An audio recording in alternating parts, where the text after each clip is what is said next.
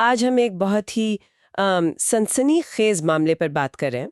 मुंबई का वो जिसे शिशु कारखाना या सरोगसी घोटाला कहा गया।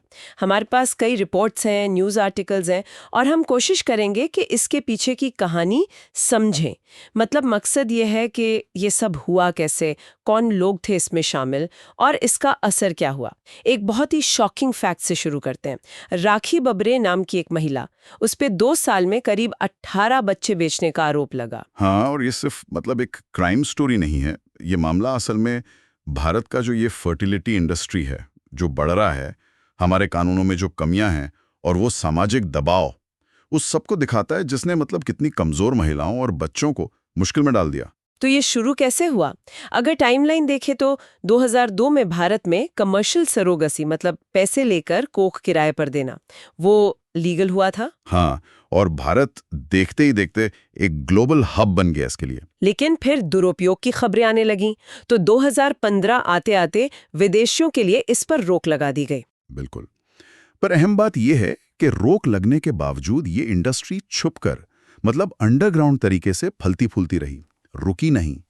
और इसी माहौल में 2017 में ठाणे क्राइम ब्रांच ने इस रैकेट का, राखी बबरे वाले रैकेट का भंडाफोड़ किया। अच्छा। आरोप यह था कि उसने और उसके 8 साथियों ने पिछले 2 सालों में कोई 18 बच्चे बेचे थे और हर बच्चे के लिए करीब करीब 5 लाख रुपए लिए। 5 लाख? और ये राखी बबरे जो खुद को सरोगेसी काउंसलर बता रही थी, वो ही मास्टरमाइंड थी। हाँ, वही मास्टरमाइंड मानी जा रही है। और देखिए उसने इसे कहा क्या, समाज सेवा। समाज सेवा। जी, लेकिन रिकॉर्ड्स तो साफ इशारा कर रहे थे कि उसने भारी मुनाफा कमाया है। और पूछताछ में उसने माना भी कि हाँ, 18 बच्चे बेचे हैं। और निशाना कौन बन रहा था इसमें? निशाना थी मुंबई की झुग्गियों में रहने वाली बेहद गरीब महिलाएं। एक केस तो मतलब बहुत ही दर्दनाक है। एक विधवा महिला थी, करीब 35 साल की, हाँ। कमा रहे थे। ये पूरा सिस्टम काम कैसे करता था, मतलब इतने बड़े पैमाने पर? बहुत चालाकी से ये लोग क्या करते थे, क्लिनिकों में या अनाथालयों में एक फ्रंट ऑफिस खोल लेते थे। दिखाते थे कि वो बिल्कुल वैध बांझपन सलाहकार हैं या किसी एनजीओ के लिए काम करते हैं। अच्छा। फिर वो गरीब गर्भवती महिलाओं को ढूंढते, या तो सीधे पैसे का लालच देते या फिर उन्हें बातों में फंसा लेते थे, मैनिपुलेट करके अपने जाल में ले आते थे। और क्या इसमें डॉक्टर्स वगैरह भी शामिल थे? हाँ, कुछ फर्टिलिटी डॉक्टर और हॉस्पिटल स्टाफ के भी शामिल होने की बात सामने आई।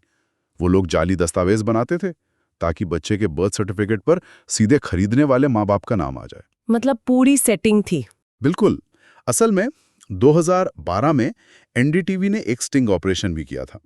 उसमें दिखाया था कि कैसे उल्लासनगर के एक अनाथालय से सिर्फ कैश देकर बिना ज्यादा कागजात के 6 दिन का बच्चा मिल सकता था।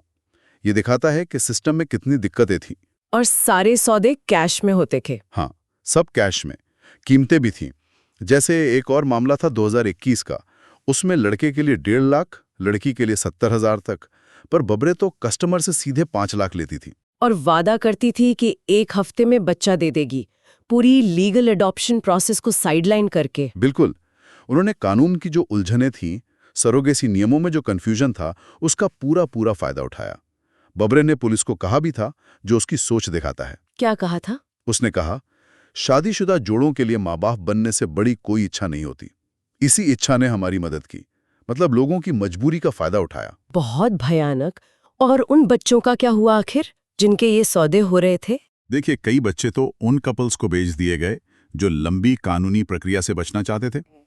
लेकिन चिंता की बात यह है कि कुछ रिपोर्ट्स ये भी कहती हैं कि कुछ बच्चे शायद क्रिमिनल गैंग्स या भीख मंगवाने वाले माफिया के हाथ भी लग गए। ये तो बहुत डरावना है। हाँ, और टाइम्स ऑफ इंडिया की एक रिपोर्ट में एक केस का जिक्र था जहां 6 बच्चे बेचे गए और सारे के सारे लड़के थे।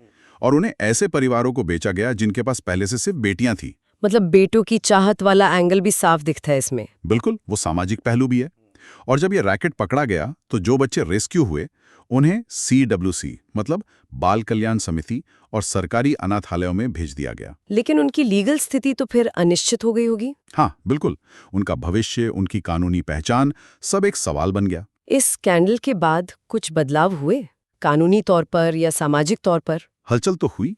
हैदराबाद जैसे शहरों में भी अगस्त 2015 में ऐसे ही मामले सामने आए, तो क्लिनिकों की जांच वगैरह तेज हुई। और आरोपियों पर क्या चार्जेस लगे? बच्चों की तस्करी, अपहरण, मतलब बहुत गंभीर आरोप लगाए गए। लेकिन इसी बीच 2021 में सरोगेसी विनियमन एक्ट भी आया, मकसद तो यही था कि ऐसा दुरुपयोग रुके, पर वो कानून खुद ही विवादों में आ गया। कई एक्सपर्ट्स का कहना है कि कमर्शियल सरोगेसी पर पूरी तरह बैन लगाने से ये धंधा और छुप गया है, ब्लैक मार्केट में चला गया है। अच्छा। और इससे नुकसान उन गरीब महिलाओं का हो रहा है जो शायद अपनी आर्थिक मजबूरी के चलते ही सरोगेट बनती हैं। हाँ, ये बहस तो मीडिया में भी खूब हुई थी। मुंबई बेबी फैक्ट्री जैसे हैशटैग चले थे। टीवी डिबेट्स में यही सवाल था कि क्या बैन से बेहतर होता कि इसे सख्ती से रेगुलेट करते। बिल्कुल, क्योंकि यह मामला ना कई बड़ी सिस्टमिक प्रॉब्लम्स को दिखाता है, जैसे कानूनी तरीके से माँ बाप बनना कितना मुश्किल और महंगा है, गरीबी कितनी ज्यादा है और नियम कानून लागू करने में कितनी ढिलाई है। तो वो बहस आज भी है कि बैन करें या फिर सुरक्षित तरीके से लीगल रखें। तो कुल मिलाकर ये मुंबई का शिशु कारखाना कांड सिर्फ कुछ अपराधियों का काम नहीं था। ये गरीबी, बेटों की चाहत और हमारे कानूनों की कमियों का एक बहुत ही खतरनाक कॉकटेल था। हाँ, और ये कहानी खत्म नहीं हुई है। अधिकारी दावे तो कर रहे हैं कि ऐसे घोटाले रोकेंगे, पर सवाल वही है कि सुरक्षा सिर्फ कागजों पर रहेगी या असल में जमीन पर भी दिखेगी। बिल्कुल। और जाते जाते एक सवाल शायद हम सबको सोचना चाहिए, क्या हमारा समाज जो सबसे कमजोर है उनकी हिफाजत करने और लोगों को अपनी मर्जी से परिवार बनाने का अधिकार देने के बीच एक सही संतुलन बना सकता है? और सबसे जरूरी, क्या उन महिलाओं और बच्चों को कभी सच में न्याय मिल पाएगा जिनकी आवाज इस पूरी प्रक्रिया में कहीं खो गई? बिल्कुल। तो सतर्क रहना, जानकारी साझा करना और मानव तस्करी और प्रजनन अधिकारों जैसे मुद्दों पर बातचीत में शामिल होना, ये सब बहुत जरूरी है।